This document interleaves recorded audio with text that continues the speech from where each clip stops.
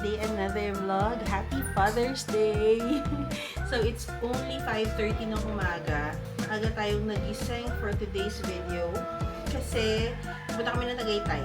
Magbo-buffet kami sa Balayda ko for breakfast. So, yun ang aming Father's Day celebration. So, yan si Patrick. Sila mama si Sisi na ihip pa. Kami ayos na. And then, ito na pala yung boards na nabili natin sa Taytay Changi. Hi! So, we are on our way. Ayun si Patrick and si Mommy. Sana hindi kita yung braso mo, di ba? And then yung si Moms. Morning, Moms. Hi! Hello! And Happy Father's Day, Papa! Ayan. Good morning, Arnita. Good morning, Araneta. So, we're on our way to Tagaytay. It's already 6:05 ba?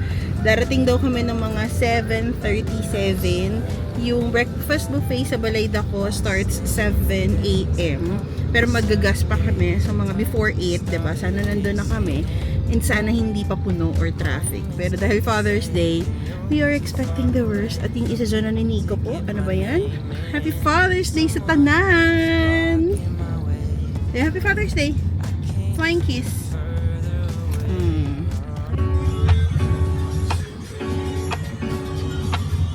Sabi nung kapatid ako ni Mario Rivang. Lazy Sunday mornings, hiding under covers. I don't mind staying in with you. Wala pang 8 o'clock guys, pero 100 plus na daw. Siguro nga kasi Father's Day, pero check din natin dito. Baka naman char-char lang. Pero grabe ang daming tao, Diyos ko Lord. Lahat sila gusto mag-buffet.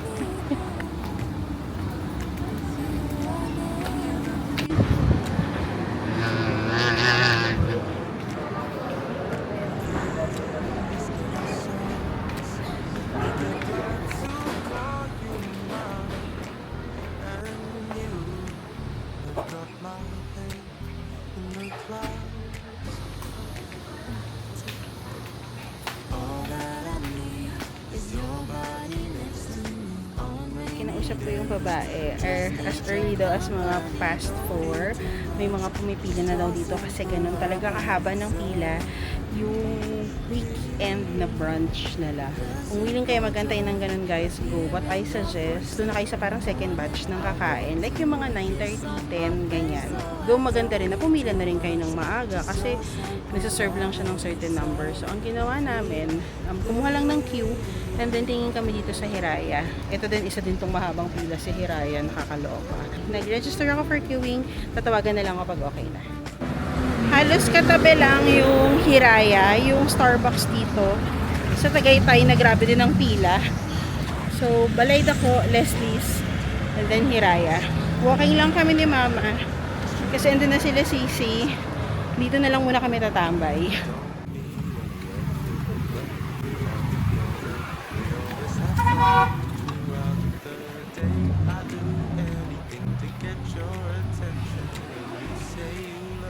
So, kukuha pala kayo ng queuing number dun sa guard, sa Balayda ko.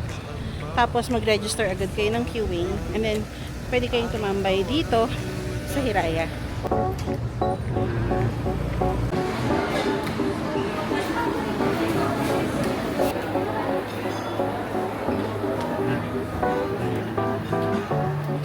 I've been out of my head, can't get out of bed. Too much on my brain, but binago mo? Gusto ko nung waffle na may It's like I'm losing my mind, and time's hard to find. What's a girl gotta do to catch up?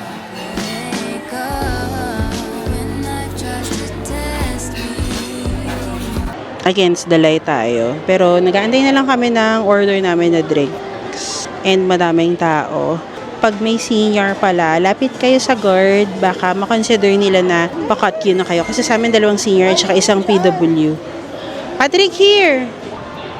Sit down, Patrick. Dito na siya.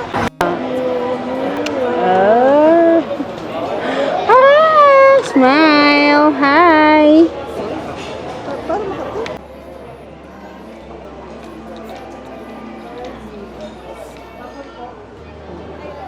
Ayan, nitro, cold brew, vanilla sweet. Against the... Ayan, si Patrick. Coffee lang muna kami dito. While waiting sa balay dako. Taray naman. Patrick, drink! Drink na! Ay, grabe. May sarili din siyang drink. At si Sisi, ayan. Yung, oo, may cleavage. Ano sabi mo pa? Ganyan isuot niya sa London. Sa London para makita siya ng British. Para? Para magkaroon siya ng... Afam. Okay din sa'yo yun, Afam. Hi! So, sila mama nandun pa sa Hiraya. And then kami ni Sisi naglalakad papunta ng Balay Dako. Hindi pa nila ako tinatawagan, pero magna 9:30 na kasi, hanggang 11 lang yung buffet. So, gusto kong malaman kung magno-normal ba kami na lunch, brunch, ganyan, doon sa a la carte nila, or ihihip namin yung breakfast buffet. So, ayun si Sis. Hi, Sis. Hindi malamig, guys. Hindi po malamig. Hindi na malamig sa Tagaytay. Siguro kasi summer, pag mga December naman medyo may lamig pa naman, pero hinihingal ako.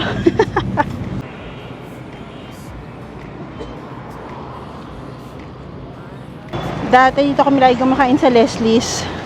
Tapos nung may balay dako na.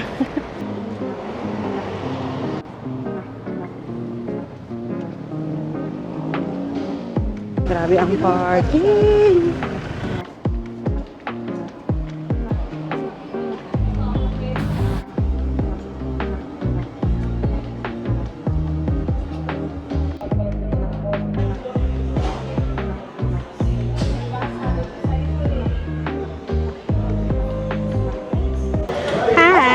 So, nandito na tayo sa Balay Dako. Lakay ko? Oo. Bakit wala na doon?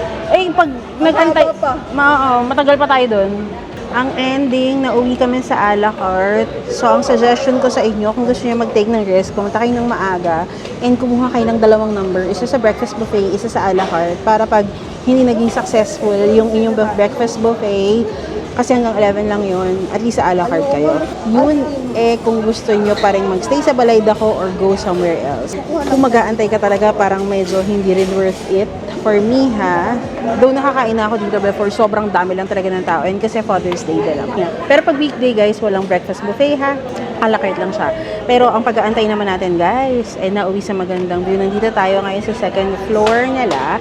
Ayan, hindi ko sure kung nakikita nyo, pero ayan siya. Doon talaga. Order na tayo. Ayan. Kay Patrick ang chicken skin. Tsaka kay Tamami. Magdagdag ka. Ayan. Happy Father's Day, Father. Sisi. Hello. Pwede pa, watermelon shake. Isang watermelon po sa isang kwento.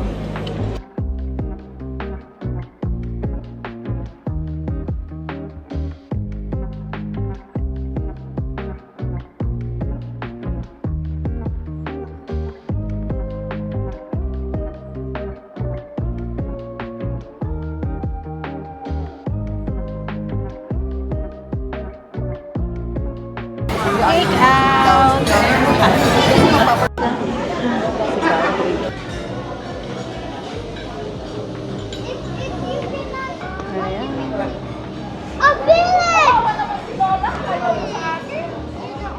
Ang dami pang tao. Grabe pila. Ayan yung maglola. Hi, Patrick! Picture tayo. Hi, Patrick! Hi! Say hi! Hi! Finish na kami doon sa Balay Dako. Anong gusto? Ang dami pa ring tao nung palabas kami and it's lunchtime. As in, ang dami pa ring tao papasok. Medyo traffic na dun sa area na yon. But right now, we're going to Mahogany. Bibili kami ng baka. Kasi mas mura pa din naman talaga yung baka dito kaysa sa baka sa palengke. Sa Antipolo or sa Metro Manila. And then after, baba na kami ng Tagaytay. Pero dadaan kami sa Uniqlo sa Magno Valley. Tapos, uwi na. Rowena. Ay, at saka Rowenas pa pala. Isara mo na mo. Sinisili mo pa, hindi mo na nga makita. Bakit na boy? Ayan, 380 daw ang kilo. 380.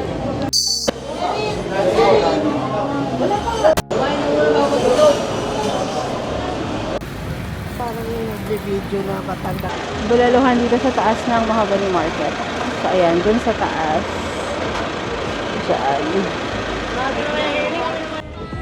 So, dahil nagmahogany kami na traffic, tuloy kami pabalik. Kasi ang way namin is dun pa rin sa may Balay Dako side. So, super traffic as in. Pero at least, nandito na kami sa side nung Charitos ata na. Ayun si Patrick.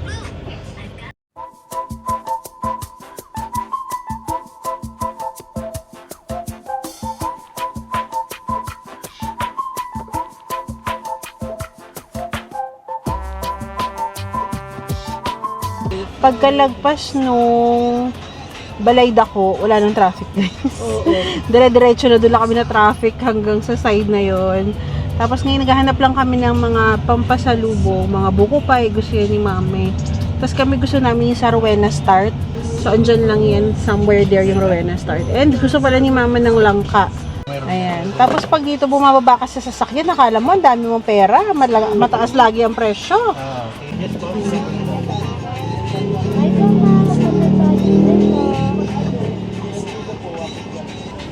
Siya langka. So ayan, kumuha ako. Barako Batangas yung kinuha ko.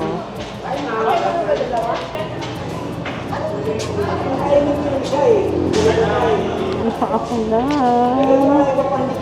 Eto, Sylvanas. Para kay Satch. Ayan. Pag gusto niyo din ng mga a la carte, pwede kayo dito mag-order. Pineapple tart. Ayan, may buko tart. 60 pesos. Sylvanas.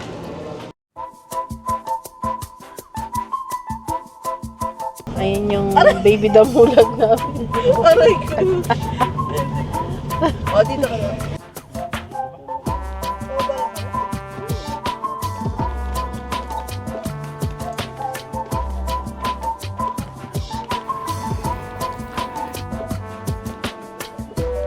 Ang laki dito guys. Ang laki ng shop. Meron akong dalawa. Yes, ma'am. Okay. Diyan yung daan. Hi. Finish na. Ayan. Unti lang.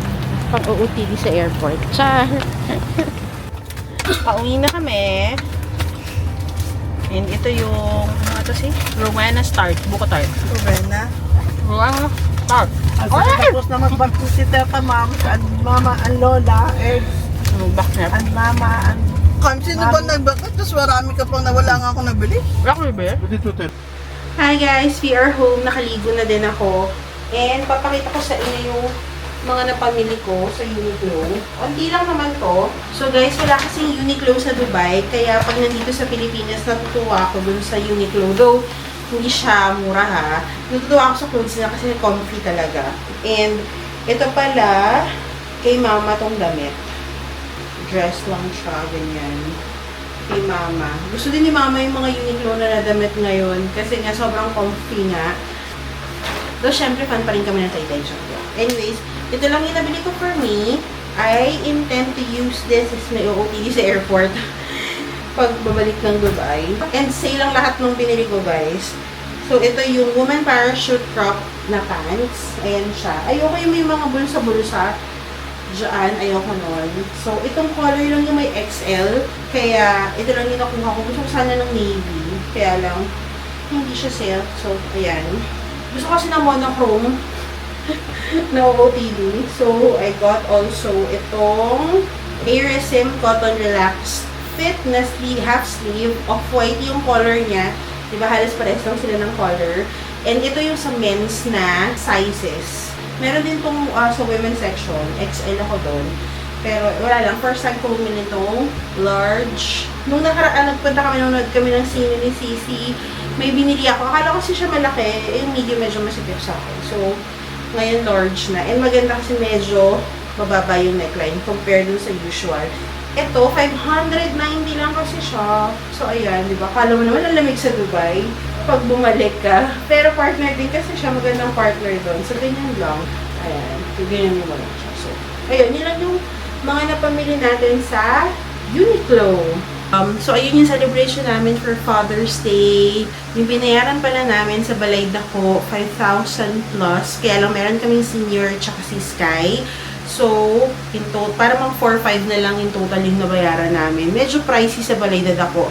Pero madami kasi kaming nauwi. I mean, madami kaming na-order and madami rin kaming nauwing excess food.